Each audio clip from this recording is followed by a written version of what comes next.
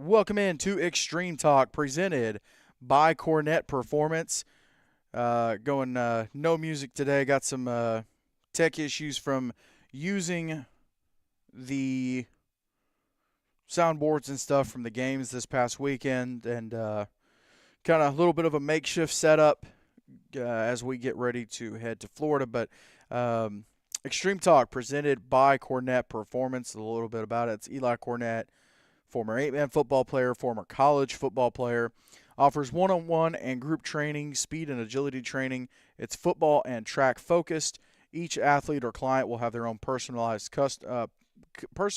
customized program. It's for ages 10 and up. Online trading sessions are available, I believe now, if I'm not mistaken.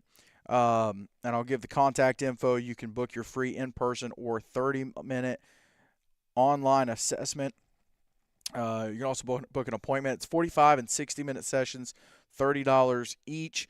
And contact info, cornettperformance@gmail.com, on Instagram @cornettperformance, and on Facebook @cornettperformance. So big thank you to Eli Cornett for being a sponsor of the show. Joining me now is my co-host. He is the man who is deep into handling some numbers, but he steps aside to talk some 8-man football. Mr. Blake Biggs. James, how are you?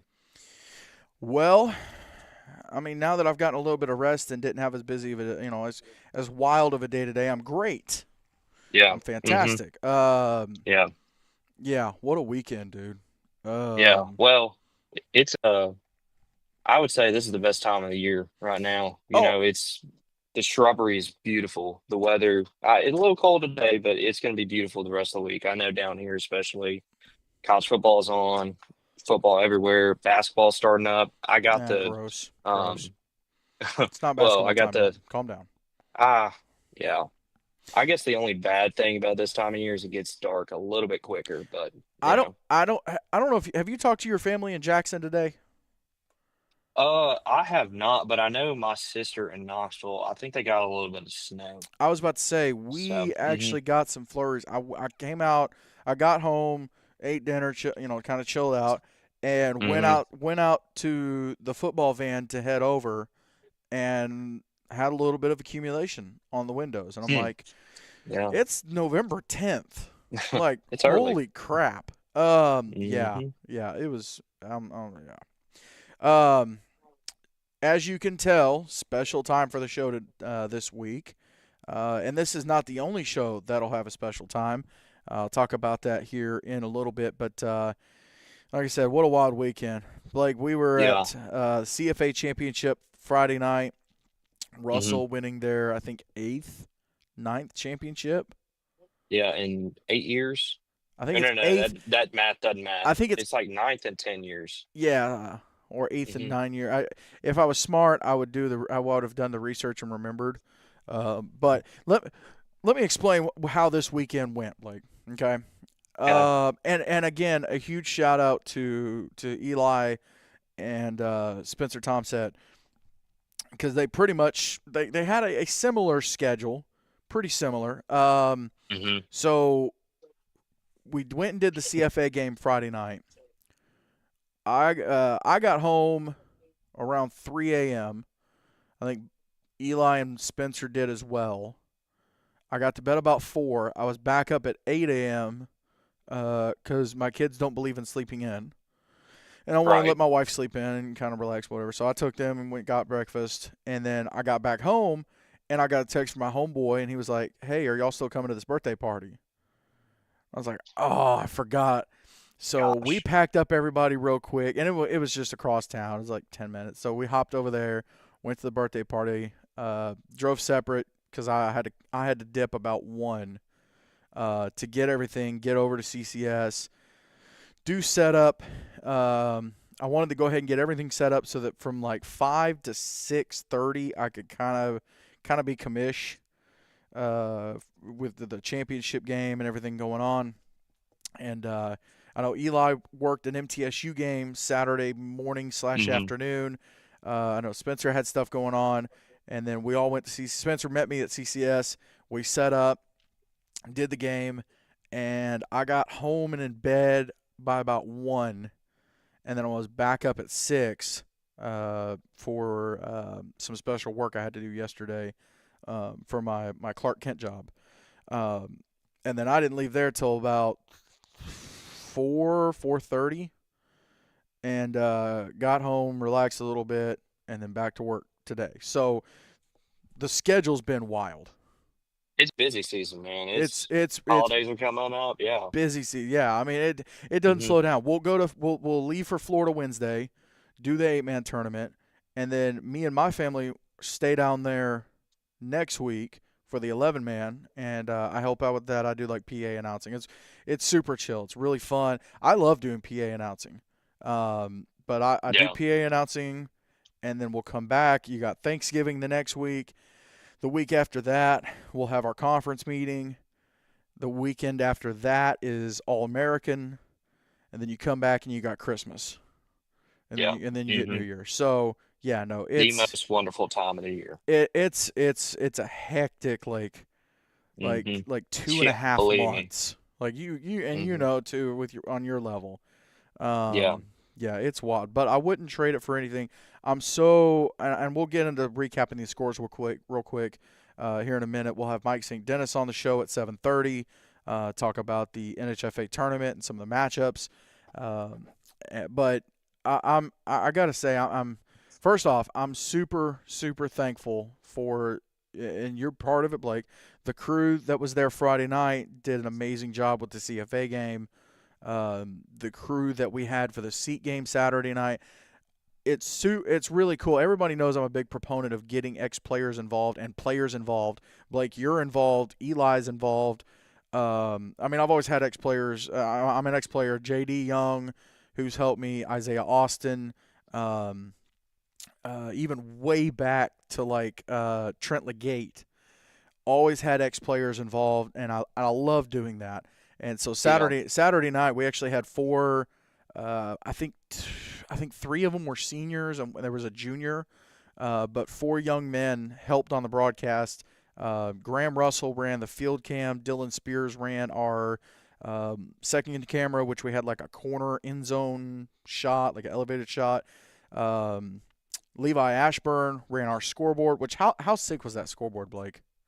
Yeah. No, I'm a big fan of it. It looks like it looks legit. I would say it's better than some professional scoreboards in my completely unbiased opinion. My And I actually mean that. Yeah, no, it's great. I hate that I found out about it after Black Bear Brawl, because if we had it for Black Bear Brawl, it would have been awesome. But as soon as I found it, I was like, dude, we got to use this in November.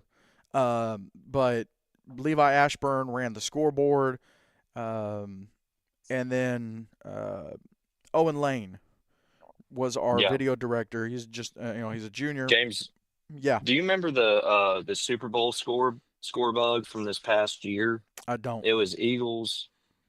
Do yourself a favor and look it up on you on not YouTube but Google real quick. What's the what? I don't even. What Super Bowl was it? You can just put I'll put I think it's 2025 Super Bowl. LAX. Yeah. You can do that. It shows a 2025. picture of that score bug, and it's like, man, we're outdoing Fox. Let's see. Oh, that's terrible. Yeah. Uh-huh. That's awful. Now, granted, their graphics are better. Their Well, yeah. graphics are better.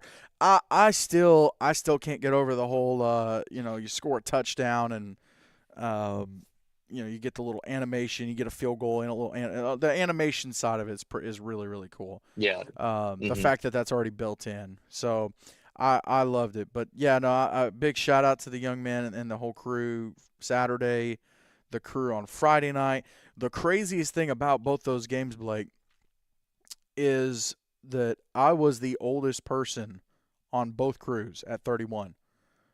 Saturday night, there were four teenagers and two 20-year-olds in the me. And then Friday night, I think everybody was in their 20s except for me. Yeah. How So old how old Spencer? He's like he's 20. 25, 26, somewhere in there. Okay. Um, Okay. let's see. That's exciting. He's He fresh was out of. Yeah, he graduated. doctorate. Yeah. He graduated, I think, in 16. So that put him at Oh wow. so Yeah. 26, 27, somewhere in there. But still, like a bunch of like to old people, a bunch of kids put on those two broadcasts Friday and Saturday night. Yeah. Nice. That was cool. Yeah. A bunch of other broadcasts though over the weekend. On Saturday, you had the Mid South Christian Football League championship. I know there's other games you could watch on like Fan Huddle and stuff like that. Um, I know we had the ACSE championship Friday night. That was on 8-Man Extreme Alabama and ECS Athletics. Friday night, you also had SIFA championship, Augusta and GSIC. That was on 8-Man Extreme Georgia. So quite a few championships you were able to watch this weekend, which is pretty stinking cool. Um, but well, let's run through some of these scores real quick, Blake. I know we usually Yeah. do our top five. There's not that many games. Let's No. do a top three. How about that? Okay. Okay. I, Yeah, we I, can do I that. think a top three because top five. I mean, we're getting to like the meat Hmm. and potatoes of the season. So let's Oh do a yeah. top three. I Hmm. don't even know. I'll let you go. I don't even know if you've looked through it. Um, Oh yeah. Hmm. I've looked through it, but I haven't specifically picked a top three. So I'm gonna let you go first, Yeah. and I'm Yeah. gonna Okay. see. Let me look real quick. But you go first. Yeah. So, excuse me. So I got to go with my number three. This is a ginormous upset. Um, Academy at the Lakes advances to 8-4 with a win over a top 15 Fernando Christian team. They won 32-21 on Friday. That was a big upset, James. Yeah, yeah. Hmm. Academy at the Lakes, man, 4 losses, and Yeah. still they're one of the. I mean, they're still in the playoffs. Yeah, they got a solid They're in the resume too. semis. They really do. Yeah, they got like, hang on, let me look. I think they have, let's see, I have the page pulled up. They have five quality wins. To put into context, Humphreys and Arundel have five quality wins as well. Yeah. And they have more quality wins than almost everybody. So they're tied with two. So My number three, I'm going to go with the SIFA championship game. Augusta Eagles getting their first championship. And the first time around, I think this game was mm, like 26-20. I mean, it was like a one-score game the first time these two played this season. And then we get to the championship, and Augusta just goes all out. 54-34 wins their first championship. yeah. Huge way for those seniors to go. Hmm. You hate it for the G6 seniors, you really do. Yeah. Um, And I, James, I we got, go ahead. I was just gonna say this seniors that lose in their championships. I feel that because I lost. Hmm. We lost in our championship game, and we got blown out in our Yeah. championship game Hmm. when I played, and I was just a senior.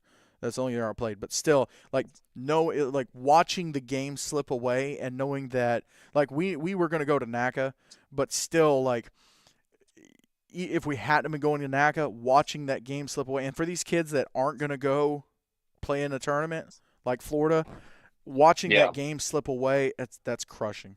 Yeah, it hurts. That Um, that's wild, but yeah. that's my number. Um, I don't have any stats. I haven't pulled them up, but yeah, that's my number three. Congratulations, Augusta. yeah. Take that gold home. And hey, congratulations, G6 too. I mean, that's a good year. That's Absolutely. a good year. It's a great year, man. It's a great year. No, that's a no, Nothing to be ashamed about. no, that's a tire. Yeah. So, okay, this next one, I'm gonna kick it over back to Did hold on. We're not gonna blow right okay. past that. Did you not get that?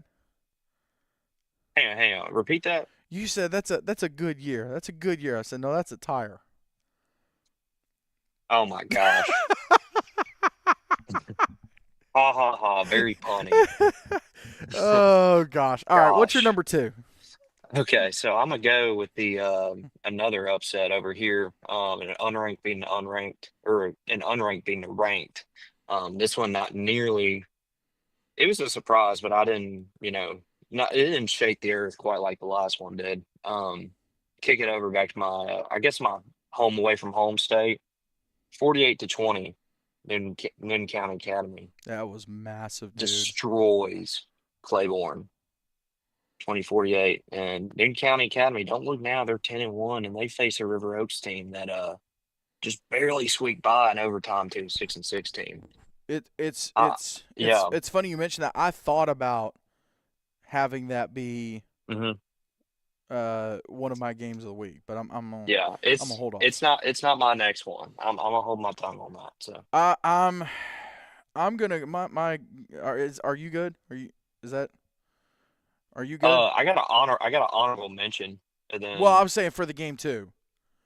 oh yeah, Okay. My game two, I'm gonna go with the other huge. Let me huge upset in MAIS. Calhoun Academy, six and oh five, yeah, or 7-5. I'm sorry. At the time, I think they were 7-5 at the time. I don't know if the record's updated. 7-5, or Calhoun Academy at hmm 10-0 Wilkinson County Christian. Wilkinson County had run through everybody. Matter of fact, I think they played. Let me see. I wonder if did they play this year. Let me see. Calhoun Academy. They might not have. Let me see. Hey James. Yeah, Hey, can you move the mic closer? I'm sorry, you kind of got distant again. my bad. I My bad. apologize. My bad. Not to break the. No, you're good. You're good. No, they did not play this year. Calhoun Academy 40-26 over Wilkinson County Christian. Wilkinson County undefeated going into that game. So huge shout out Calhoun Academy. The debate. Here's the thing, Blake. The debate is on which was a bigger upset: Tallulah over Briarfield, Newton County over Claiborne, or Calhoun over Wilkinson County.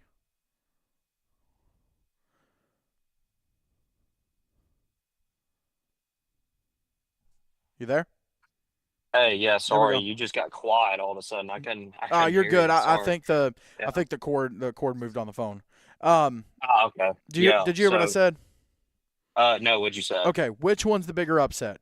Newton County over Claiborne, Calhoun over Wilkinson County, or Tallulah over Briarfield?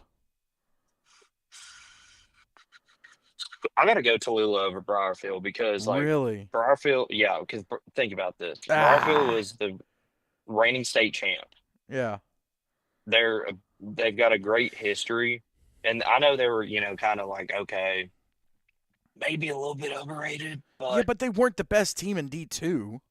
yeah, but you also got to consider, hang on, Briarfield crushed Tallulah 2 weeks ago, That's true. and That's true. and yeah, hang on, so yeah, 40-8, and then 22-18. I mean, that just doesn't Something happen. something happened on Yeah, Briarfield's side.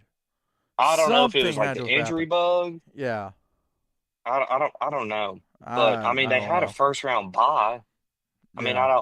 That's I true. don't really Maybe understand. maybe guys got in trouble I and don't got know. suspended. I don't know. Maybe, who knows. But Um yeah, I wish I knew. I wish I knew hang what on, happened. James. The cord thing did happen again. I'm sorry. You there? Yeah, sorry, No, you're good. sorry. You're good. You're good. Yeah. So, okay. So what's Before I your move to my, Yeah, I was about to say, go yeah. go with your honorable mention. So okay, my honorable mention. I gotta say, I'm gonna flex my muscles a little bit. All right. I know I haven't been in the gym in a month or Do two. do your thing. I'm gonna flex my muscles a little bit. There's a little controversy. There was people thought it was pretty controversial that 9-0 Wilkinson wasn't ranked. People thought it was controversial Briarfield wasn't ranked very high. Um, Also some controversy regarding GSIC, and I know they just lost their state championship, and I'm not trying to rub in any. I'm not Sure. trying to cause any bad juju, but Sure. they felt like they weren't, you know, ranked high enough, Yeah. and I was Yeah. like, okay, this is what the model says. I have no affiliation with these teams, Right. zero, none. Your Um, it's your school ain't even around. So, No, not even around. yeah. And trying to think. Not to rub So I salt get in your this. wounds, by the way. No, it's okay. Just I'm so over it. for folks that didn't know. Yeah. Anyway, So Sunshine State actually they had Donahue. I remember I saw a poll they made. They've had Donahue at number one, and we had Brenton highest in our poll in Florida. I think just below real life at the time, Yeah, and Bradenton was criminally low on their scale. right. Bradenton stomps the brakes out of Donahue a second time. Yeah. And I'm not trying to, shame anyone's model or anything, but maybe we're on to something, James, Uh, with this listen, rankings thing, because listen. what'd you say? Oh no, I was just saying. Listen, I mean, you're not wrong. Yeah. I yeah. I mean, 42-24 in their first matchup and 40-12. Um, I'm not saying it's 100% accurate, but is it close? Yeah, yeah, I'd say so. It's pretty So stinking close, dude. that's my honorable mention. You want me to go ahead and buy number one or I've got an honorable mention to throw in real quick, and okay. my honorable mention is going to be the ACSC championship Friday night. Evangel Yeah. Christian 64-49 over East Central. Mm, 113 points scored in that one. Um, so no big deal offense. But yeah, Evangel another championship win. This is an Evangel team that was 1-3, and they have won 7 in a row. Won their red hot. championship. Red hot, dude. Yeah. Red hot. So, honorable mention there. Shout out to Evangel coach Tim Smith, uh, getting the getting the trophy.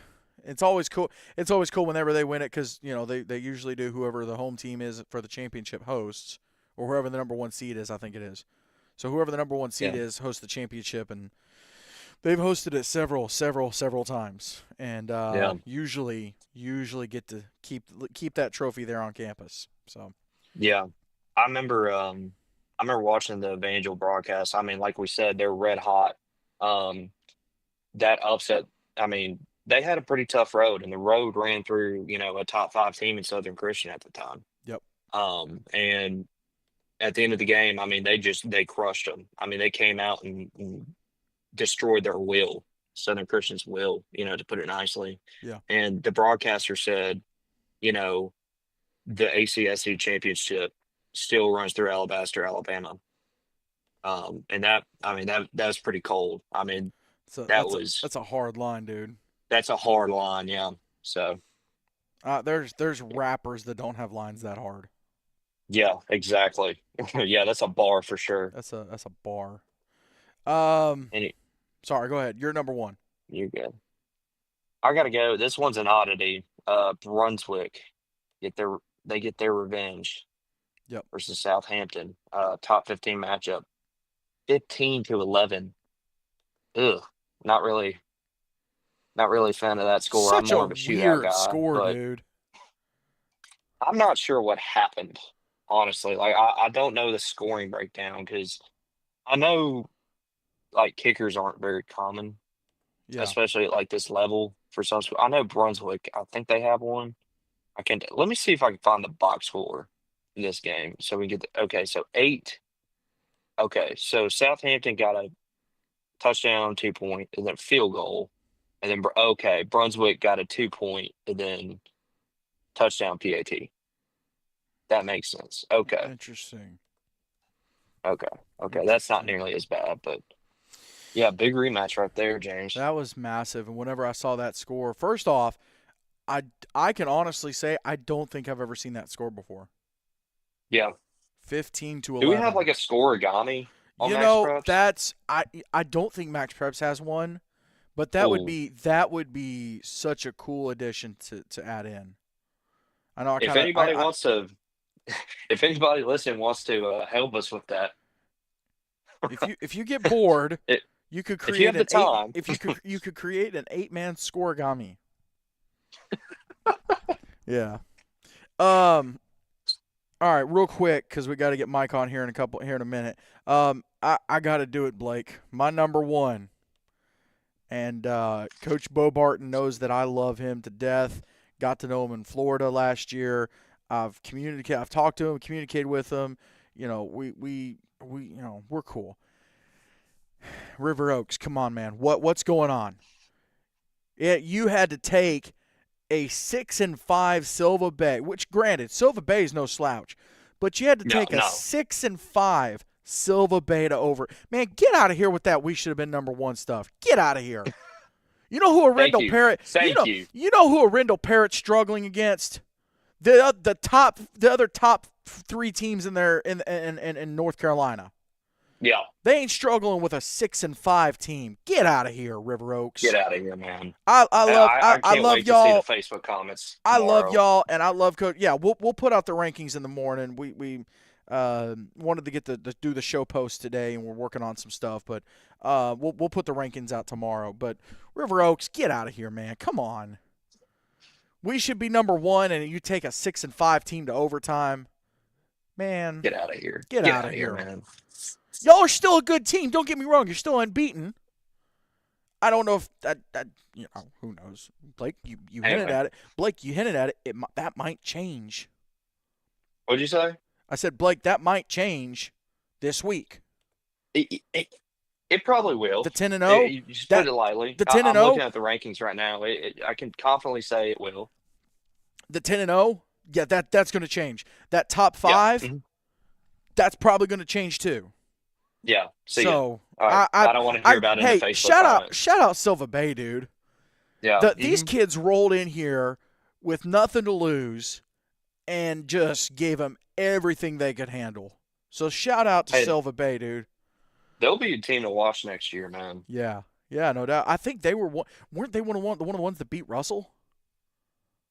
Oh, I think you're right. It's them and Newton, I So think. Silva Bay, we gotta hurry because we gotta get Mike on here. Silva Yeah. Bay, let me pull him up real fast. So here's Silva Bay, and they had lost 52-28 earlier in the year to River Oaks. Mhm. They lost to Russell Yeah. 49-26, and they lost to Newton Okay. County 52-26. Pretty rough schedule, honestly. That's a brutal schedule. That's a Yeah. brutal schedule. But yeah, man. Shout out to Silva Bay going out with a bang. River Oaks, Yeah. man, get out of here. I don't want to hear this. We should be number one. Come on, Thank you. blow a. Hey, how about this? Blow a good team out in the playoffs, and we'll talk. Yeah.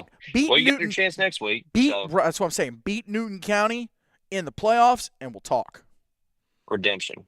You got your chance. I'm just saying. I'm a little passionate Mhm. about it. Okay, Yeah, I'm me worked too. up. Weeks and weeks and weeks and weeks of comments, of just ridiculous comments.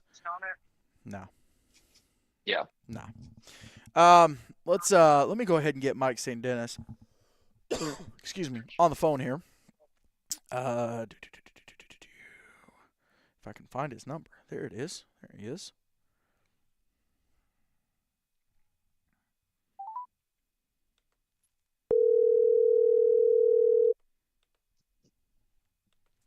Yeah.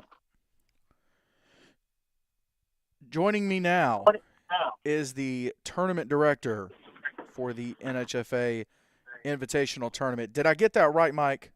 NHFA Invitational Tournament. All right, nice. NHFA. I'm on a roll. Well, and I know there was a lot. There was the name change, but the tournament director, Mr. Mike St. Dennis. Mike, Yep. what's the current temperature right now in Georgia? Snow flurries. Really? least, Because we've got that here too. Yeah, you got some up there? Yeah. Solid. Have the schools shut down yet? I think all the milk is gone, but I don't know about the schools just yet. Is it just milk around there, or is it milk and bread? Because up here it's milk and bread. I don't know what people are making. It would be bread, but where we are, everyone's gluten-free. I don't know what people are doing with milk and bread, but for some reason, the milk and bread are just gone like that. My wife went to the store tonight, and she's like, "This is crazy." I said, "Yeah, it happens." Mike, man, thank you for coming on the show and making the time work. I know you're slammed, man. You are slammed right now, but thank you for coming on and taking the time to talk to us. let's jump right into it. For those that don't know how the matchups get made, because there's a lot of thought that goes into it, can you give us a little bit of a walkthrough about how the matchups are made once the teams are locked in to come to the tournament? Yeah, so we've got a long history working with 8-man programs from around the Southeast and around the country, this being our 15th year of the tournament. And we've got long-standing relationships with many of the teams, even a team like South Haven this year that's making a return trip with us, has been with us before 10 years ago. And Yeah.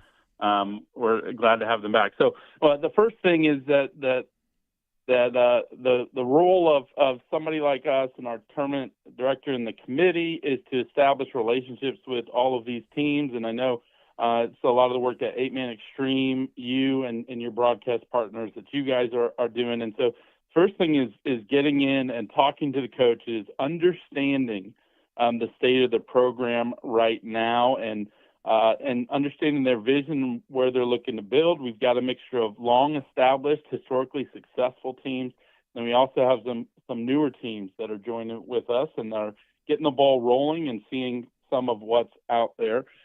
So what we do is we have a committee, and we watch film on all of the teams. We have mandatory minimums for how much game film you got to watch on each team, and we talk both.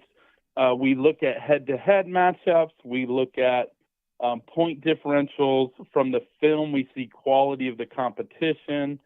And then we try to prioritize 2 celebrating conference champions, people who do great against their own competition on their schedule.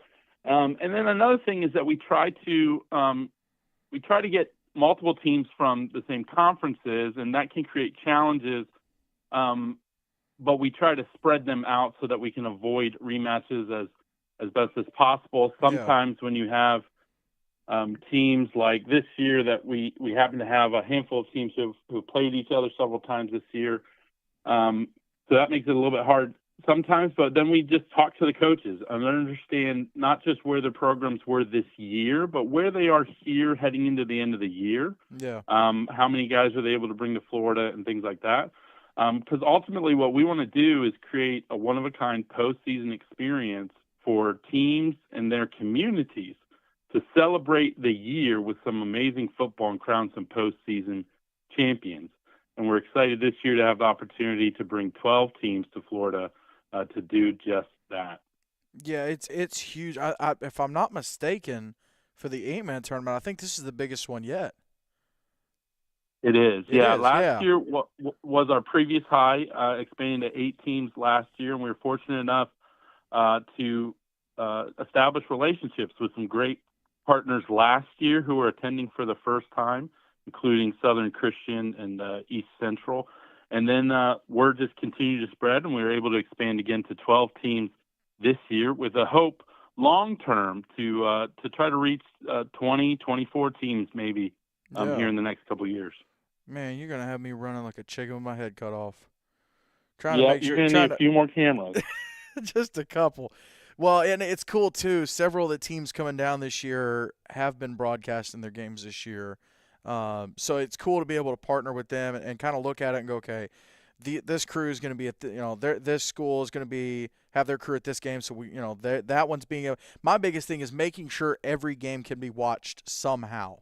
Like even if it's an iPad with a scoreboard on it, like that's better than nothing. So that's for me that's a huge goal. Well, I think that's the other high water mark this year, alongside having 12 teams, the biggest tournament ever.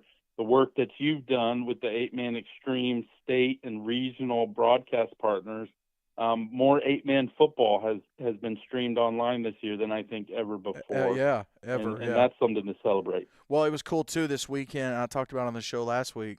You were able to watch the CFA between all of our channels, the CFA championship, the SEEK championship, the ACSC, Mid-South Christian Football League, and SIFA. And I was trying to work out a deal with Virginia and North Carolina trying to get something done there. Wasn't able to get anything done. Hopefully in the future, but it's cool. It's cool too that 3 of the teams that joined us this year just happened to make their championships. That worked out pretty well too. So now I'm not going to ask who's on the committee. What I will ask is what kind of experience levels do the folks on the committee have? What kind of experience do they have? Yeah, I mean, the majority of our committee members are all former or active coaches, athletic directors. We have folks with history officiating, and then I wouldn't say at least half of them played, including several of us who played collegiately. So, Okay. but really, we're looking at what we put that premium on is people who sort of understand what it takes to be successful. So leaning more heavily towards those who have athletic director or coaching experience, because you can have a team that just athletically is having a great year, and on film they look fantastic just because they're out athleting everybody around them. But that doesn't necessarily mean when they line up against some of the teams that bring as good or better athletes that they're going to perform the same way if they don't have that program stability, including the strategy, the X's and O's that are there. Yeah. No, I get it. Now, I don't for those listening, to be clear, I'm not asking that question as self-serving because I'm not on the committee. So I was genuinely curious. I'm not, nothing in there.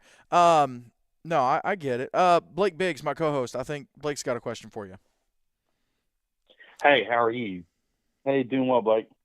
Good, good, good. Okay, so I gotta ask. So when you're evaluating a team and looking at a team and trying to decide, hey, is this team worth inviting down here? What sticks out more to you? A team with a good offense or a team with a good defense?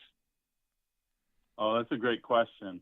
Defense comes at a premium in 8-man football. I mean, that's one of the exciting things about 8-man is that it's a higher scoring game. There's more action because you get more opportunities where there's players in space.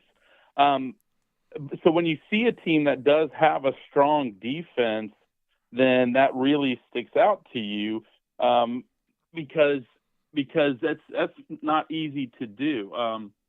And so when you're looking around and you're seeing teams and it's not just 1 year, right? So you can have 1 year where what we try to look for too is like year over year, like is defense always a strength? So you look at a team like the Freedom Cowboys this year, and Freedom most averaging keeping their opponents around 20 or under for the most part. Several shutouts in there this year, and so they've been playing well there and strong run game.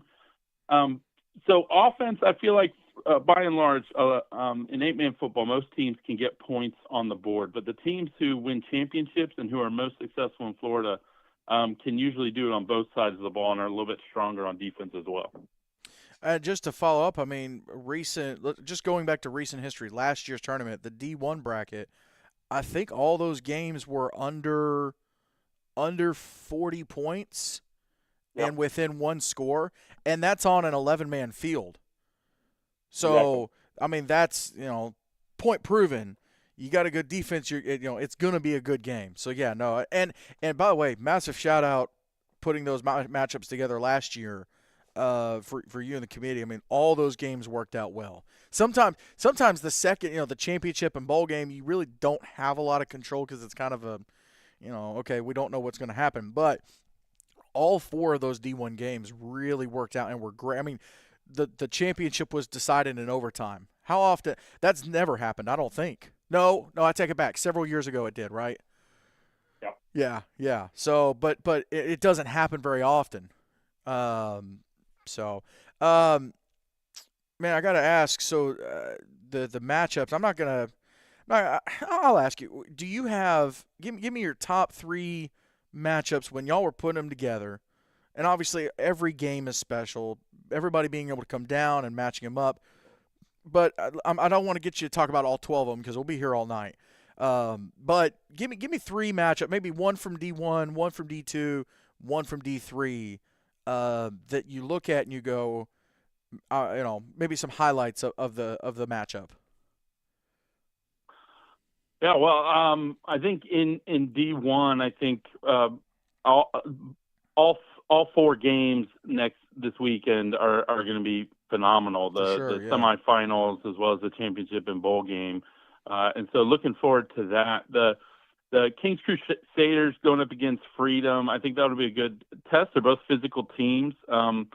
And like to run the ball and play defense. But really, I'm looking forward to South Haven and Evangel. South Haven had a great record this year. Lost early and late, but played well the whole year long. Evangel started out a little slow, injuries there, and then came on strong here in the end. And so I'm really looking forward to that second They game Thursday night in Division One. they've won 7 in a row. They are red hot right now. Yeah. Yeah. Well, but you wouldn't know it from talking to Coach Smith like I did this morning. He is. I love Coach Tim, but he is the world's best sandbagger. Just like, oh man, I don't know if we can beat him. And then you look at the score at the end of the game. It's like 30-point win, and you're like, Coach, what happened? What happened there? Yeah. So in Division Two, I'm really looking forward to Bensford and Southampton. Bensford, both of them first-year programs coming down here to the tournament. Yeah. With some recent success, and Bensford in particular, their record doesn't show how strong they really are. They really went out to schedule the best teams that they could find there in Louisiana, and around them, including River Oaks. And so I'm excited to see them after they played River Oaks tough here earlier in the year. Southampton Raiders, undefeated and having a lead in the fourth quarter there of their championship game before it slipped away, and looking to see how they bounce back this week. And then in that Division 3, the Liberty Christian, a first-year program, and last year's champion, or first year with us, and only their third year in existence. Yeah. They've had a solid record this year, a good team, well-balanced and well-coached by Coach Richmond there. And they're going to go up against Pack Panthers, who were our champions last year, their first time getting the crown, and went through a coaching change as Coach Yeomans stepped down, and Coach Taylor took his place, and then they suffered a lot of injuries early in the year, looking strong coming out the gate with a win over South Haven, and then hit the injury bug. Yeah. And Yeah. how are they going to rally here against Florida? I think it'll be a good test for this team coming for the first time in Liberty Christian, going up against a historically strong team, Pack Panthers. To you in the committee, what differentiates a D3 team versus a D1? Because you got a team like Southern Christian with 2 losses, and you got a team like South Haven Christian with 2 losses. And then you talked about, Liberty with 3 losses, Freedom and Evangel also have 3 losses. So for those looking just at records and maybe not realizing the amount of research that goes into it, what differentiates like a D1 versus a D3 team to y'all? Yeah, so there's a lot that goes into it. If you go back to our mission is to promote the development of young people and their communities by creating a one-of-a-kind postseason experience. Going down to Florida, having a road trip with your team and your community, having those moments even outside the games, hanging out on the beach and going to dinner afterwards and all that. It's really a program building experience, a way to celebrate the end of the year and launch the next season as you wrap up and look around at the competition, some of the best teams from around the country, and it gives you something to aspire to. And so we want to make sure that we maximize that opportunity by having the most competitive matchups. And so that means matching up teams not simply based on their record, but on the quality of their program and their program trajectory, and especially too here at the end of the year. Like one of the things, Southern Christian played incredibly strong the whole year, pulling out some great victories along the way. But here towards the end of the year, ended up hitting some road bumps, losing to East Central a couple weeks ago. And the injury bug really happened to them as well. if they had their full complement of players, if they had performed a little bit better in the postseason, they could have very easily slid into a top bracket, Division II or III. But because of the injury bug and some of the challenges that they've had, we slid them down to Division III. Whereas a team like South Haven, again, strong year, highly competitive, had a shocker in their playoff loss just a few weeks ago. But that was it was due to the game got thrown off after a very early injury in the game on only the first or second play of the game, and that really took the momentum away from them. So even though the scoreboard ended up being lopsided there was one particular moment and injury that really got them, but the rest of their team is fairly intact and ready to still compete at that highest level. You can think about an analogy being like in college football where you have teams that lose somewhere along the way and may not compete for their conference championship because they lost the one wrong game, but that are equally a strong team if given another opportunity. And a team like South Haven fits into that for us this year. Well, and I think another great example of that, and just going back to our rankings, and I don't know if that ever played a role, but number 24 Academy at the Lakes. A little sneak preview of the upcoming rankings. Number 24 Academy at the Lakes from Florida. They're 8-4. You've got a team like Russell Christian who just won their championship at 10-2. They're at number 34, but it's because of the quality of competition to the formula to us.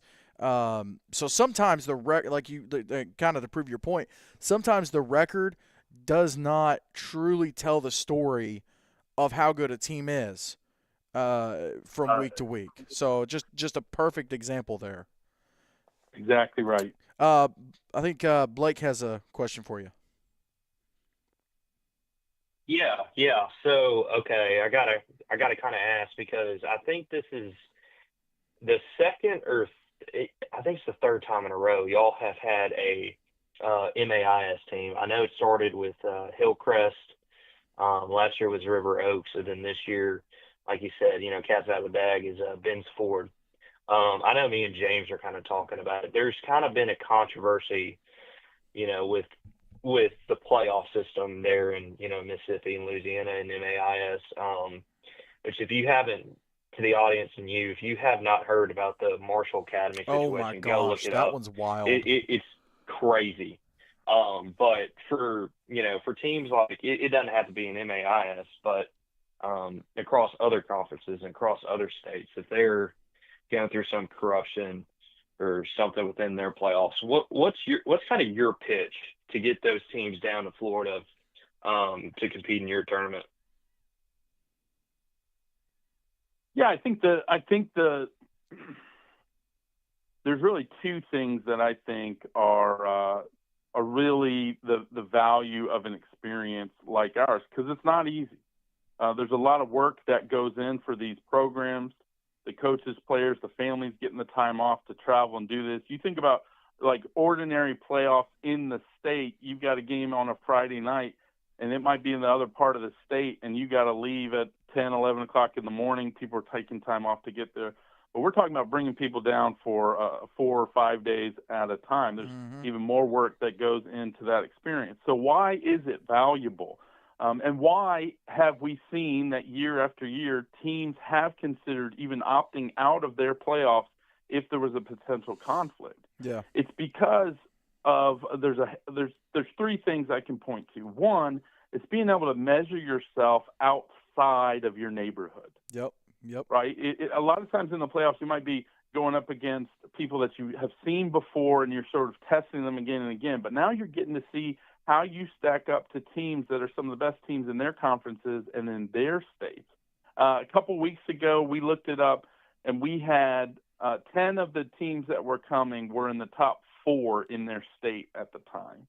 And so you're getting able to compare football from around the country even and see how you measure and stack up. But then so that's one of the values there of being able to participate in a bigger system and see other competition, new faces. And then there's a value add to that we call inspiration.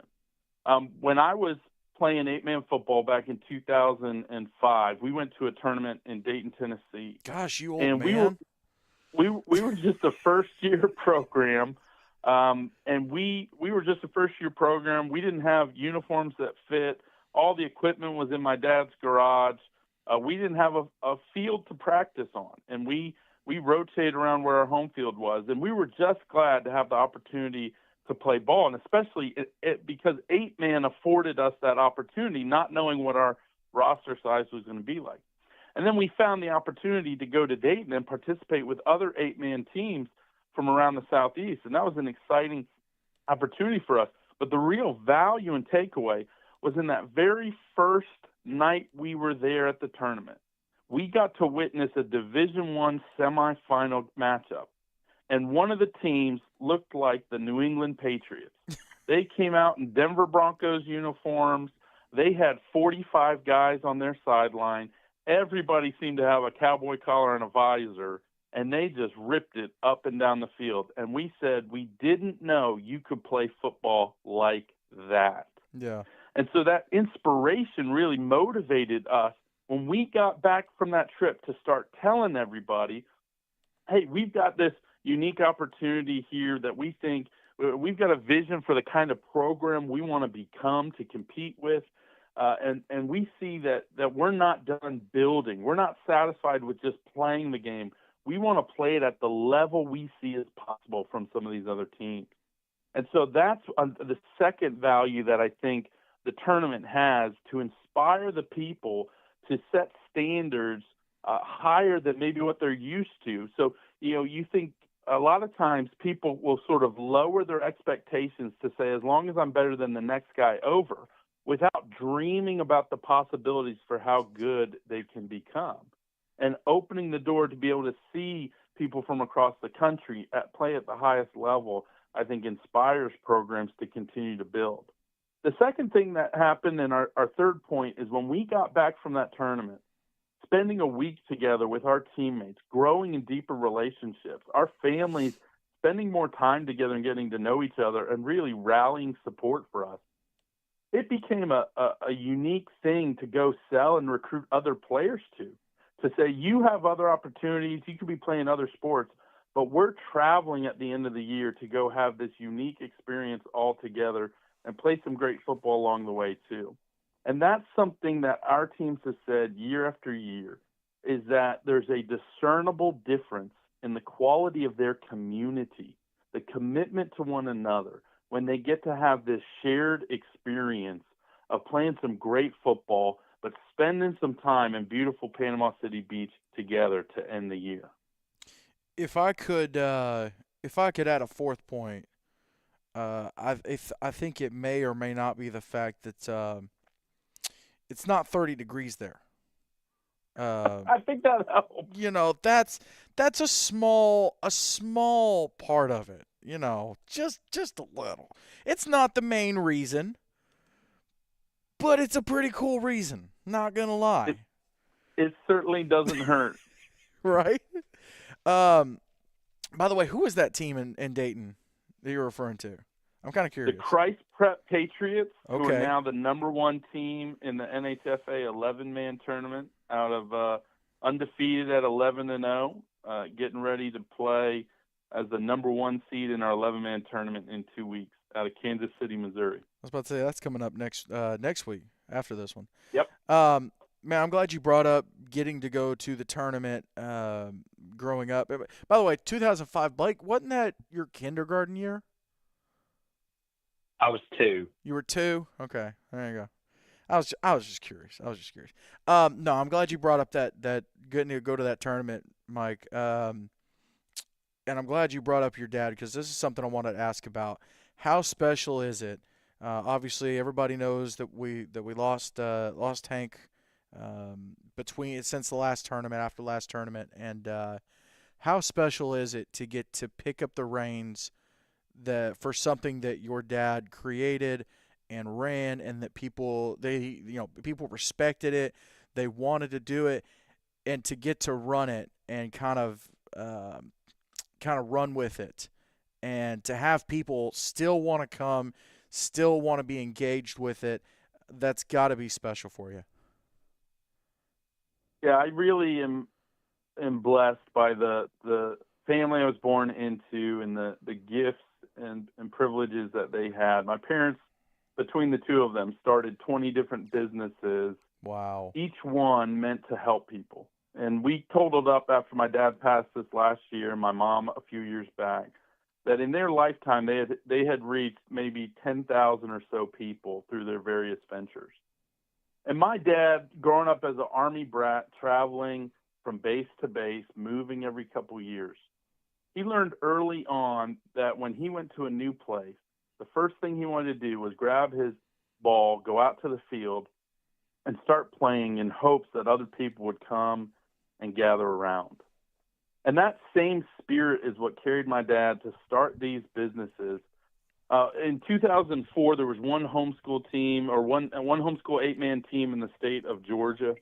And my dad looked around and said, we can gather and we can build. And within 2 years, he had started 10 teams in the state.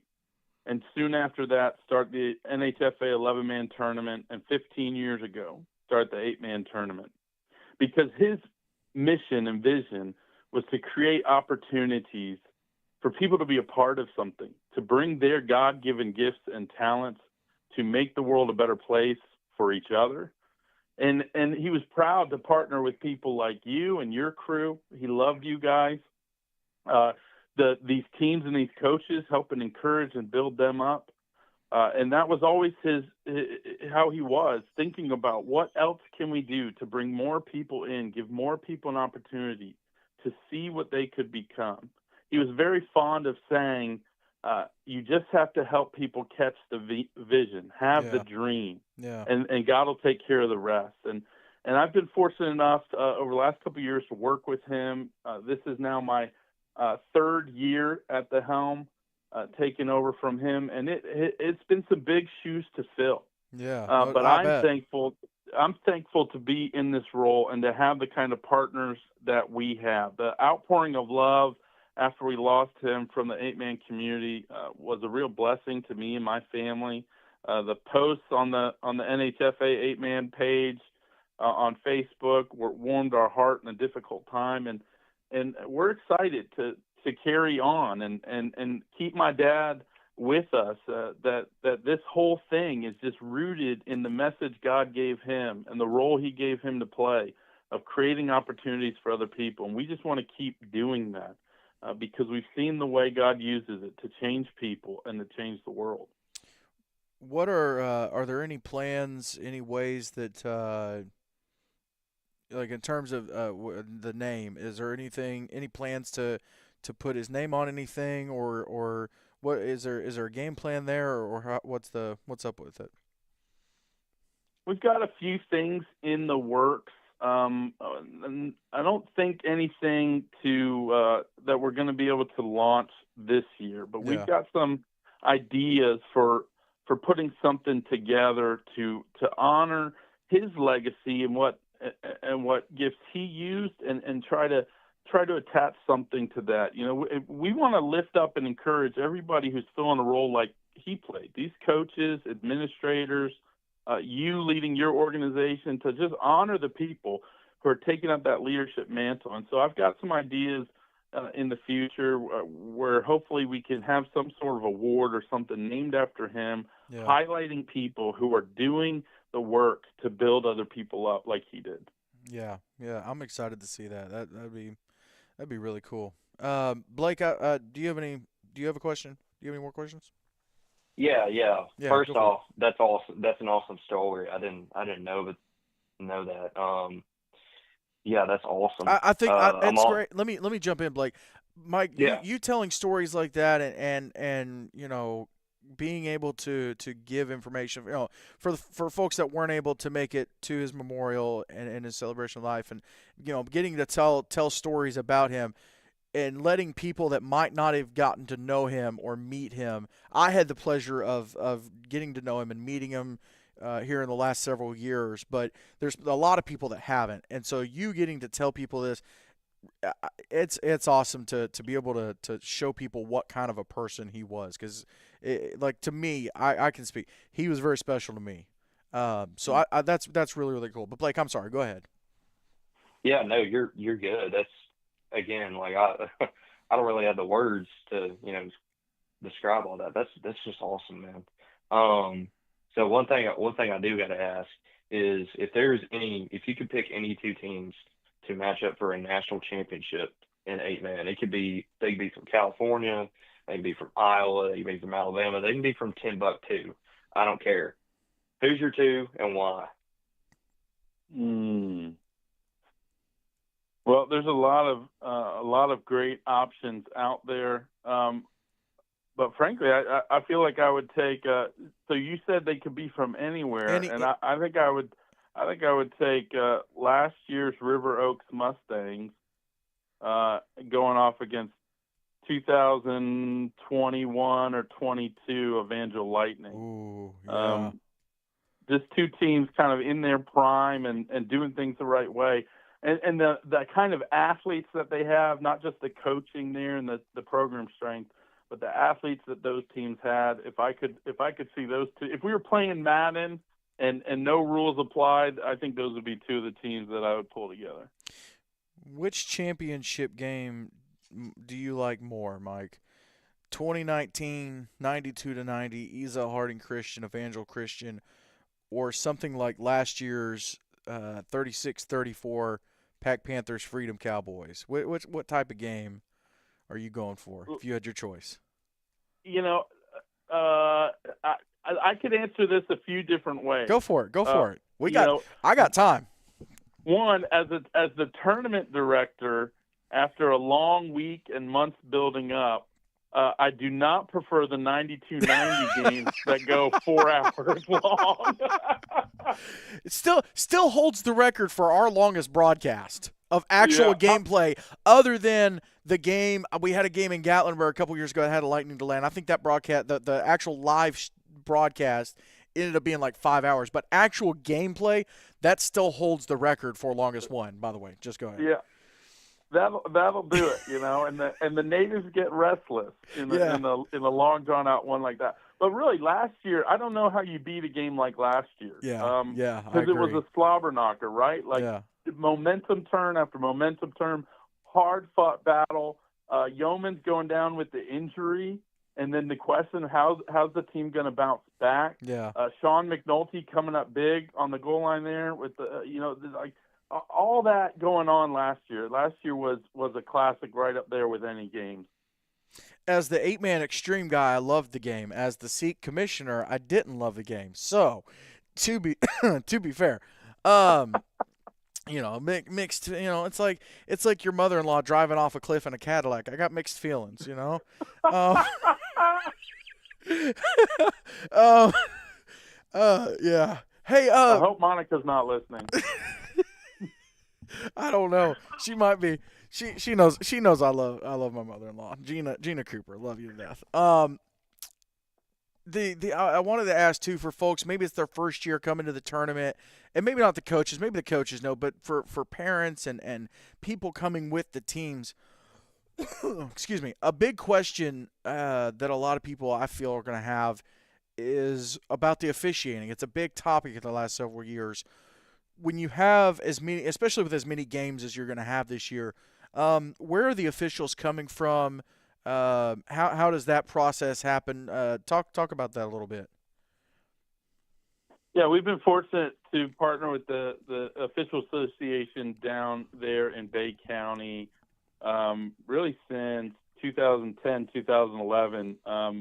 And David Jacobs, the coordinator down there, and Nate Starr, our white hat, they've done a great job for us. And like with anything, the officials, they'll have bad days just like anybody else. But by and large, we've been proud to be partners with them now for this long, knowing that they do a great job. They want to get it right, and for them, it's a privilege for them. They reach out and contact me as much as anybody because they're excited to see the teams grow and develop year after year. They've got a bond and connection with these teams too, seeing them year after year, and so we're glad to partner with them. We're excited. They're trying to add new talent to their pool year after year. Being an official is not as glamorous. And teams are finding hard to secure officials across all sports these days. But they've done a great job, and we're excited to meet some of their new guys this year and to be able to partner with them again here starting this week. I love interacting with Nate. Nate's hilarious. Nate, I love it. He never like for on our side, if we ask him to wear a mic for his calls, for the announcements, he's game. Several years, like last year specifically, really embraced us offering an instant replay and a review option, and that way. Really work on getting the calls right, making sure they've got the right one on the field. I love dealing with Nate. Nate's hilarious. Especially, I don't know if you ever got to hear some of the calls he made, some of the things he was saying during some of the timeouts last year, but it was hilarious. And sometimes, it was funny. If you had to give us an average. We'll say the last 2 weeks. We'll go 2 weeks. How many hours a day are you either on the phone or texting a coach? Well, I can tell you that today it is 9 p.m. and I have been on the phone and responding to emails for 10 hours. And wow. the last 2 weeks, I mean, it is. I had one break to get something to eat, but it's been nonstop since then. And the last 2 weeks, I mean, it's been 60 hours a week on top of my other full-time job. But I'm blessed to have people partner with us here. We've got some great people who pitch in, who are part of our organization, and we're in a period of transition to continue to grow. Yeah. My dad was retired and able to do the 60 hours without having a full-time job on top of that. And our hope is to again create more opportunities for people even inside our organization to help shoulder the load so that we can continue to build and grow. If I was doing 60 hours for this year, and we've got 12, the most we've ever had, we're going to need more people doing more hours if we're going to get to 20, 24 teams like we're hoping to get here in the next 5 years. Yeah, no doubt. Yeah, I know. Just I don't have half as many things going on as you, and I'm constantly on the phone. My wife, there's several people my wife has nicknamed wife number 2 and wife number 3 and wife number 4. Just hey, who's calling you now? Wife number 2? Okay, all right. And she already knows who it is. So, yeah, I can only imagine on your level the amount of charging you have to do on your phone and laptop and iPad, all that. Hey, the last several years, and I'll try to wrap it up. This has been awesome, man. The last several years, the 8-man tournament's been held at Vernon High School, and the facility I would say is nice. Now, internet's not ideal. The 45-minute drive from Laguna Beach is not ideal, but in terms of a venue, it's a solid venue, I think.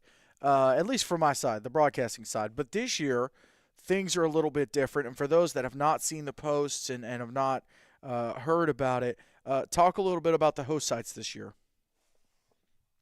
Yeah, we've been working hard to develop our host sites over the last 4 or 5 years. The tournament originally held all the way back at Frank Brown Park, which is not set up for football at all, and the original tournament had PVC pipe goalposts that were put together the day of, a wrestling scoreboard, and a PA system that was with maybe 11 extension cords getting power to it. And that, from that, where we started, we graduated to Pete Edwards Stadium, which was a historic stadium here in Panama City, but relegated to rec programs. And the field, we sometimes called it Baghdad, because that football field could have all kinds of sandy craters in the middle. Yep. And then we're fortunate enough, as strange as it seems, to upgrade to Vernon over Pete Edwards a few years back. Right. But knowing that was a temporary solution, and we were hoping to improve our host venues in order to really honor and make the best experience for our teams. And so this year, we're proud to partner with the Public Sports Park, which is an extension of the Panama City Chamber of Commerce, a sports venue there that hosts tournaments all year long. And we're excited to have our Division II and Division III teams playing there on Thursday this week. We've also sorry, just to be clear, Publix like the grocery store Publix, not public. Publix like the grocery Correct. store. Yeah. Publix like the grocery store. Yeah. Publix being a Florida chain, and they're a proud sponsor there of the sports park. So Public Sports Park. It's also called the Panama City Sports Complex, but its official name is the Public Sports Park. And you can find that information and the address on our NHFA Facebook page. Division I this year, we are moving right down the road. Both of these fields are only about 15 and 20 minutes from Laguna Beach Christian Retreat, where we host the teams. And so the other field where Division I is playing is called Mike Gavlak Stadium, and it is located at Arnold High School. And a beautiful grass field. The Public Sports Park is a turf field, and the Gavlak Stadium is a grass field. A beautiful stadium, seats maybe 3,000 or 4,000 people there.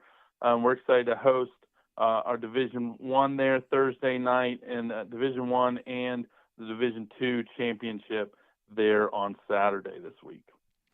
Yeah, I'm excited. I'm guessing the times on Thursday would be because of school hours, not being able to get it until a certain time. Yeah. I figured. Yep, we got to wait for school to get out before we can get on to the field there. Yeah, similar situation with Gatlinburg and GP's field. I mean, the only thing I have is, Publix, there's not very, very, very good elevation.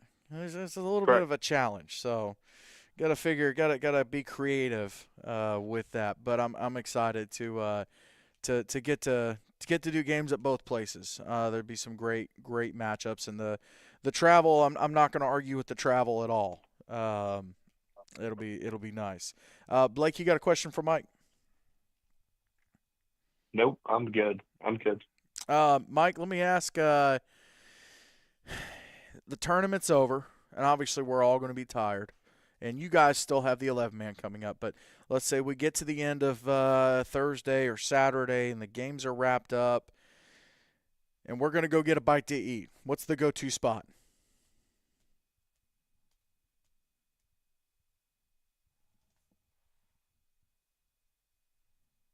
James, I didn't catch that. I was asking the game once it's Thursday or Saturday, the games are wrapped up. It's been a long day. We want to go get a bite to eat, or maybe you're going to go get a bite to eat. What's the go-to spot if we're going out to get something? Well, we have a tradition when we gather together our tournament staff. They're in between the tournaments, and we go to Sharky's. It's a local chain there in Florida with oceanfront dining, a playground for the kids right on the beach, a pirate ship and a swing set. And our kids love it there. We love it there. Good food, good atmosphere, always somebody singing. We really like going to Sharky's there. That's our spot when we're down there in Panama City. Well, I know we didn't give you much of a break from being on the phone, but hopefully gave you a little bit of a break in terms of responding to people. So, man, I appreciate you taking the time. I know your time is very valuable. I appreciate you taking the time to come on, talk about the tournament. It's going to be awesome. I'm really looking forward to it and seeing the matchups, seeing the games. But thank you for coming on the show. We'll see you Wednesday. The meeting's at 9, correct? 9 Central Time in the Promised Land Chapel. Awesome. Well, Mike, appreciate you, and we'll see you down there in PCB. We'll see you then. Thanks. Thank you, Mike. Mike St. Dennis, the tournament director for the NHFA. Let me get Blake back on the phone here. Just realizing I hung up on Blake.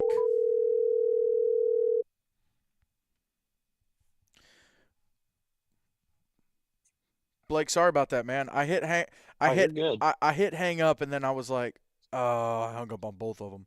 Hey, I'm No, not fun. great stuff from Mike. I'm excited about this tournament. Definitely, like I said, definitely got to get a little creative with Publix. But Yeah. nothing, no big deal. It'd be all right. But yeah, man, awesome to get to talk to Mike St. Dennis. And find out a little bit more about the tournament. I think everybody kind of sees the Facebook page and maybe the website, and but to kind of hear the heart and the vision and the story behind it, really cool to hear that. And I hate it for everyone who didn't get a chance to know Hank.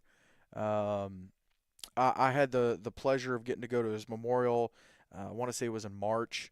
I hate that I don't know exactly the exact date, but in the spring, got a chance to go down to just outside of, I think it was in Roswell, and get to go to the memorial and pay respects, and more so of a celebration of life, uh, really. But yeah, very honored and blessed to get to know Hank, and I hate it for everybody who didn't. Blake, I wish you could have met him at some point. I don't think. I think. What were you? Seventh grade when Sacred Heart went down to Florida. Uh, I believe so. It was 2016. Yeah, that sounds about right. Yeah, yeah. So Hmm. wouldn't have quite been on the varsity team. Well, Blake went a little bit long with Mike, but it was good to talk to him and hear about that. But let's jump into this real quick. Let's talk about the games coming up this week, man. Yep. I love it.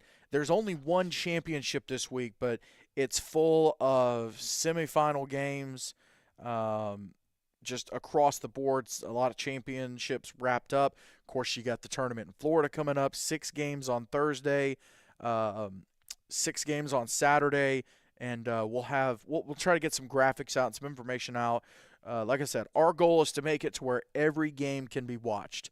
So whether that's on, like for instance, Thursday night at 7, South Haven Christian playing Evangel Christian, they both have a broadcast. So there's 2 ways to watch that game. We'll have a way to be able to watch Tri-State and Freedom. I think our crew will probably end up being at Public Sports Park on Thursday doing all those games. And then on Saturday, we'll probably be over at Gavlac. And we'll have a way to watch the games at Publix. But got some cool other commentators that are going to be there, some coaches, some ex-coaches. So really excited about that. But let's jump into these matchups, Blake. Give me let's do another top Let's do three. 3. Yeah, Yeah. let's not worry about 5 because we're getting Yeah. here to Hmm. the meat and potatoes of the season. Um, and if you don't care, I'm gonna go first. Okay. I'm gonna get a first pick and give you a chance to kind of look through it. I don't know if you've looked through it yet or not. I've looked a little bit. Okay. I'm actually so my number 3 game. I'm actually gonna jump down to the state of Alabama, and I'm gonna go with Cornerstone Christian from Columbiana Hmm. taking on number 17 Escambia. Escambia, Rematch. yeah, a huge. Yeah. Well, all the AISA playoff games are rematches, but Hmm. a Oh, yeah. huge, Good yeah. point. But a huge, but regardless, a huge matchup. Cornerstone, the number 3 seed, Escambia, the number 2 seed. Um, Escambia got the win against. I don't remember what the score was. I can look it up real quick, but um, both of them. It's a rematch. Let me see what I want to be able to say what the score. Let's see. Scambia. 42-14. So Scambia won pretty easily the first time around. Um, but I'm really looking forward to this rematch. Already in the playoffs for all the different states, we've seen rematches um, that went the other way from how the season went. I mean, we just talked about the one in Alabama, and I'm sorry, MAIS with Yeah. oh gosh, who was it? Briarfield and Tallulah. So, Yeah. just Hmm. because a game went a certain way in the regular season doesn't mean that's how it's going to go in the postseason. But Yeah, yeah, he'd my go number complete polar opposite. Yeah. exactly. But yeah, my number 3 game, I'm going Cornerstone Columbiana and Escambia Academy in the Yeah. AISA semifinal Yeah. That's playoffs. a big one. Big one right there. All right. So for my first one, we were talking about it earlier. This is a gut check for both teams. Um, Newton County, they're on the road to Monroe.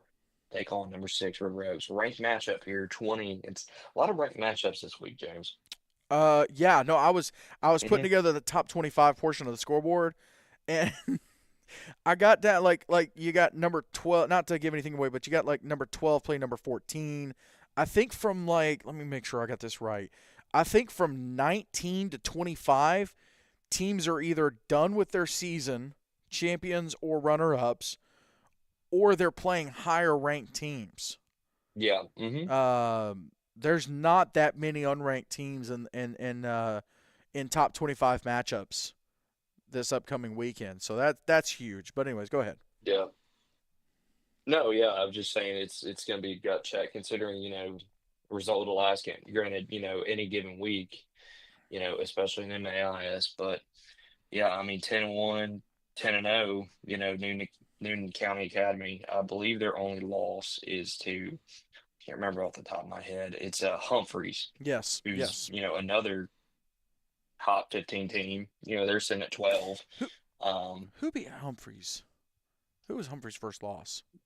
River Oaks, I I don't. think. Don't quote me I, on that. I Don't don't quote think me so. on Hang that. on. I'm gonna look it up. I'm gonna look it up real quick. Go ahead.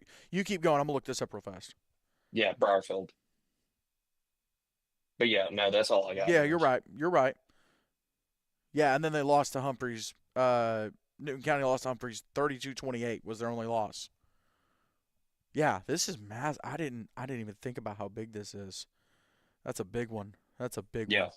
one. Hmm. Um, well, I'm gonna go North Carolina for my number 2. Uh, give me number 3 Cary Christian hosting number 20 JP2. Yeah. Last time they played, Cary was number 1 and JP2 almost beat them. I think it was like 20-13 was the score. Yeah. Get them a little Yeah. scared. They could scare people. Yeah, Yeah. JP2. I mean, dude, what And they that almost beat a top Rendell too. yeah, that top 4 in North Carolina.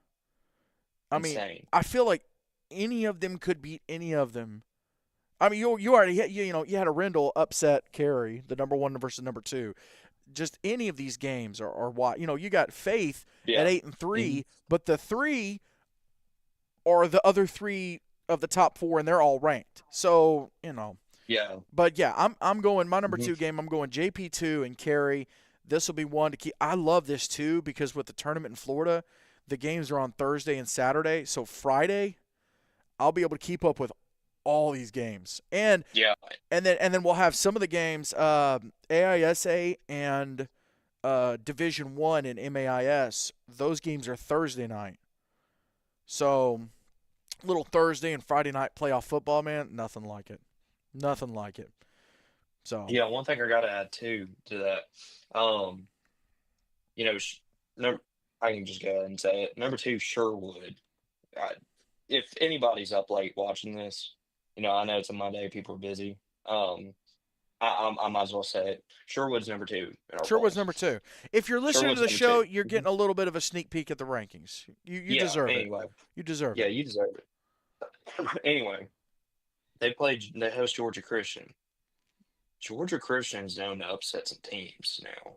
Yeah. Yeah. They can play spoiler. So in the event that Sherwood loses, Terry wins and Arendelle wins, we're gonna have the exact same number 1 and number 2 matchup that we had earlier in the year in the state championship. Would that not be crazy, Brother, James? brother, Can you imagine, dude? dude. Forget families. That's gonna feed countries. We have upgraded from families Yeah. to country. Well, no, I think the step up from family is family trees. Yeah, and almost a month after that game too, Yeah. I believe. Yeah. So That'd be wild. pretty crazy. That'd be Yeah. wild. Um, my number 1, I'm gonna go with the other GIAA game, Mm. Vidalia Heritage and Westminster Schools of Augusta. I don't. Let me see. I don't think they played each other this year. Um, let me see. I don't think so. Let me see. Uh, they did not play each other this year. Vidalia Heritage, their only loss was to Sherwood, who's the number 2 team Yep. and the number 1 team in GIAA. And then Westminster Schools of Augusta, their only loss was 14-7 to GSIG, who just played for their championship. So Mm-hmm. both of these teams just Proven. yeah. This Mm-hmm. I don't know, Blake. This one, and they're both 9-1. Man, this one's going to Yeah. be wild. But yeah, I'm Yeah. I'm going Vidalia Heritage, Westminster Schools of Augusta, GIAA semifinal playoffs. Can't beat it. Yeah. Can't. It's Yeah. it's going to be such a good game. Yeah. So for my two, I'm gonna go Are Academy you at the are you Lakes on of number 2? Bradenton. I am. Yeah. Oh, how did I get to number 1 already? Well, we had talked about the Arundel JP JPG and Carey situation with Sherwood losing, and then Okay, so I we just jumped kind I of jumped over you. My bad. Well, oh go ahead. no I'm gonna sit no back and listen. You give your number no no 2 and no number no. 1. Hey, it's free flowing conversation, Go for it. James. This is what people want I'm to gonna give hear. I'm gonna give my So, number 4. I'm gonna give my top 4. No, I'm just kidding. Go ahead. um, yeah, kind of like I said, Academy at the Lakes, 8-4, Bradenton, 11-0, but Academy at the Lakes is red hot, and they have 5 quality wins, 2 ranked wins. Shoot, they could pick up another. Um, Let me look at their schedule real quick. Academy at the I'm Lakes. I'm curious in terms of ranked wins. Who has more ranked wins than It Academy at the is Lakes? Let me see. Hang on, I got it. Do. The Arundel. only the only team, and that's because Mm-hmm. they beat the other 3 teams. Mm-hmm. Yeah. So they're the only team to have more ranked wins than Academy at the Lakes. Brunswick, Academy, River Oaks, and JPG. Um, those are the only Yeah, 3. Those 3 have 2 ranked wins, along with Academy of the Lakes, and then Arundel Parrott has 3. So and do you Academy at the Lakes, notice? and I know we had conversations about this Hmm. where it's like, man, listen, Academy at the Lakes, they got 4 losses. Like, how do we Hmm. kind of work through that? But I'm like, listen, man, they're on fire right now. Yeah, and do you notice, James, the teams that they're tied with for ranked wins are all in the top 15? I didn't even notice that. Let me see. Yeah. So Brunswick, Humphreys, JPG. Wow. Yeah. And Brunswick, conference champions. Arundel Yep. Parrott, number 1 seed. Hmm. Humphreys is on a tear, and JPG champions. Yeah. That's crazy. So Oh, again, the JPG only had system 4. rewards you if you wins. JPG only had 4. Okay. So Humphreys Academy Yeah. at the Lakes, Brunswick, and Arundel Parrott are in a league of their own. Oh, yeah. Yeah. So, Yeah. anyways, Again, the system will reward you if you I'll win. I'll let So you. I'm gonna let you yeah, undo finish undo out. the sorting that I just did. Oh, yeah. It's But simple. anyways, I'm sorry. So Um, number 2, you're yeah, good. Academy at the Lakes, Bradenton, dude. I we talked about. I think you talked about it. How about how we had Bradenton super high and nobody else did, and now they're just Yeah. on a run right now. Yeah, they're on a Um, run. Yeah. now they're on a collision course with real life. Hmm. If they can get past Academy of the Lakes, and if real life can get past Merritt Island, Yeah, who also has 11 wins, which yeah, is, crazy because they're unranked. low key, Sunshine State has Might be some the has deepest. some dogs, dude. Yeah. Can you imagine? Can you imagine like a 4-on-4 of North Carolina versus Sunshine State, Gosh. bro? I'm gonna go ahead and say it like that. say it like this: the Sunshine is like the SEC in terms of depth, but North Carolina is close to the Big Ten in the sense that they kind of have like a top, top two, top three, top four kind. They're top heavy. You know what I think these rankings have really done is expose, like in Tennessee. I feel like there's some bias of like, oh Oh well, yeah, we're one of the best states in 8 man. It's like you're not even one of the best states in the Southeast, bro. Like, come on, yeah, let's not kid ourselves. yeah. Come on, James, we got to do better. That's what I'm saying. Like, it's come on. Anyways, what's your number Anyways, one matchup?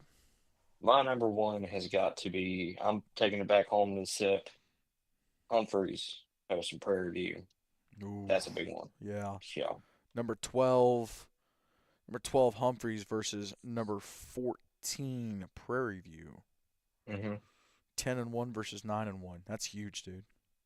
Yeah, and the winner of that will face either Newton County, or River Oaks, so they'll face another ranked team.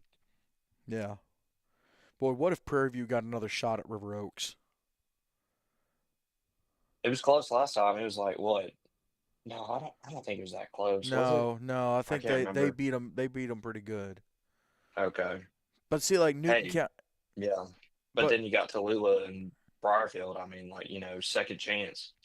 right, right. Yeah. So And hey, for Tallulah, or I'm sorry, for Calhoun, they've knocked off an undefeated team. They've got DeSoto coming up, who's got 2 losses. I feel like they're kind of a beatable team if you're, for Calhoun. If they're on hot red hot, how wild would a championship between Calhoun and Tallulah be? that'd be wild. Both I know having they got to. 5 losses, hmm Well, I know they got to go through like DeSoto too, which is no and like Tallulah, no slump. yeah, and Tallulah's got to go through Columbus Christian, which, Yes, you know, also undefeated. Matthew, I think it's Bang or Binge or their quarterback, Columbus' quarterback, might be one of the hmm best quarterbacks in Mississippi Oh right yeah, now. Right a hundred now, percent. I'm trying to think who would be better, honestly, and I can't. Nothing's coming to mind. yeah, Maybe, maybe. What's the name for Russell? Is Morphus? yeah, But Bo I mean, Morphus, yeah.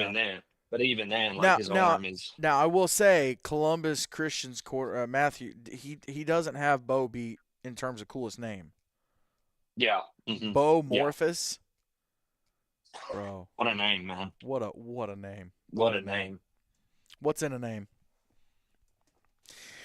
Well, that does it for me. I'm not even gonna try to get this music going for wrapping the show up, but I want to give a big thanks to Mr. Mike St. Dennis for coming on the show, um, talking about the tournament.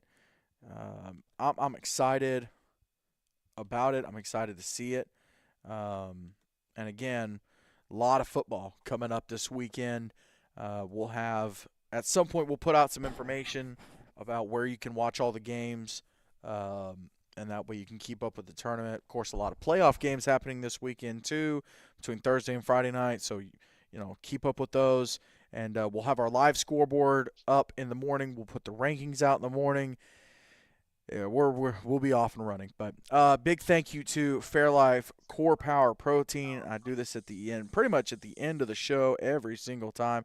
And we have not gotten a chance to publicly announce the Players of the Week for, I guess it would be 2 weeks. Yeah, not this past Friday, but the Friday before. Just super, super busy. But I do want to give a shout out to the young men who are Players of the Week.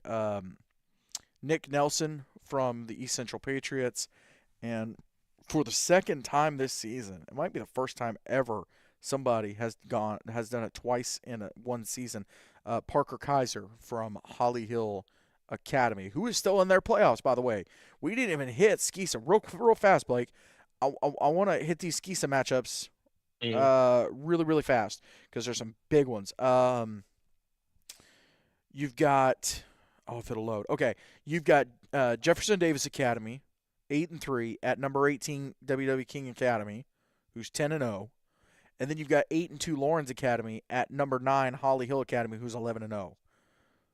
So some huge matchups there in Skisa. But a big congratulations to Parker and Nick, and then we'll try to get the announcement out about Players of the Week for this past weekend. But I had to get that in there. Had to shout that out. And again, a big thank you to the crew that worked the games this past weekend, the CFA championship and the SEEC championship. They went great. I'm looking forward to the crew we've got down in Florida. And a big thank you to Cornett Performance, at Cornett Performance on Instagram and Facebook, Cornett Performance at gmail.com. Reach out, get your free assessment booked today. For Blake Biggs, I'm James Shannon. Thank you so much for listening. Oh, real quick. No, before we go. Hold on, Blake. Hold on. Before we go, I mentioned that I almost completely forgot about this. I mentioned I talk about the other special show happening this week on Friday. Have not nailed down the time, but on Friday we will do our special live edition of Extreme Talk from the Promised Land Chapel Sanctuary. There is at the Laguna Beach Resort on the campus, and we will have the two coaches and a player that are playing for the D3 championship, for the D2 championship, and the D1. So we'll be talking to 6 coaches and 6 players like we have every several years now. We've been doing this. It's always a lot of fun. It's a live show. We've got an audience. We've got video. I do the picking the. I'll actually do picks in that one just to have fun. Put the helmet on. Do a little Lee Corso shout out there. But I'm excited about the live audience edition of Extreme Talk coming up Friday from the Promised Land Chapel. We'll have it right here on 8-Man Extreme. For Blake Biggs, I'm James Shannon. Thank you so much for listening to this special edition of Extreme Talk presented by Cornett Performance. We'll see y'all in Florida on Thursday.